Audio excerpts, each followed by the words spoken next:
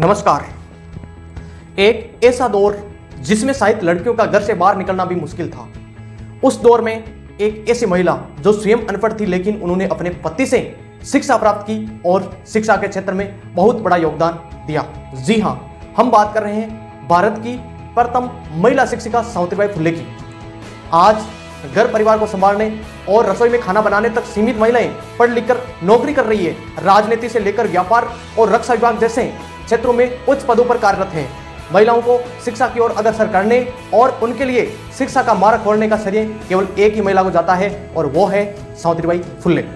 आज भी सावित्रीबाई फुले की संघर्ष यात्रा हमें प्रेरित करती है कि हमें समाज में सुधार लाने के लिए अपनी शक्तियों का सही तरीके से उपयोग करना चाहिए। सावित्रीबाई फुले का जन्म 3 जनवरी 1831 को महाराष्ट्र के सतारा जिले के नयगांव में हुआ।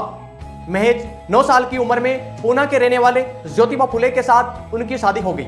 इस समय ज्योतिबा फुले भी महज 13 साल के थे। विवाह के समय सावित्रीबाई फुले पूरी तरीके से अनपढ़ थी, तो वहीं उनके पति तीसरी कक्षा तक पढ़े थे। कहा जाता है कि उस समय केवल ऊंची जातियों के पुरुष को ही पढ़ने का अधिकार था।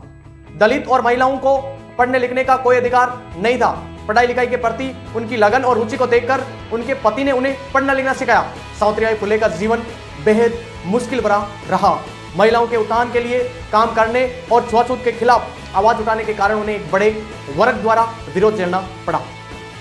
जब वे स्कूल जाती थी तो उनके विरोधी उन पर पत्थर मारते और उन पर गंदगी फेंकते थे। सावित्रीबाई फुले पढ़ाने के लिए स्कूल जाती थी तो एक साड़ी अपने थैले में लेकर चलती थी और स्कूल पहुंचकर गंदी हुई साड़ी बदल लेती थी।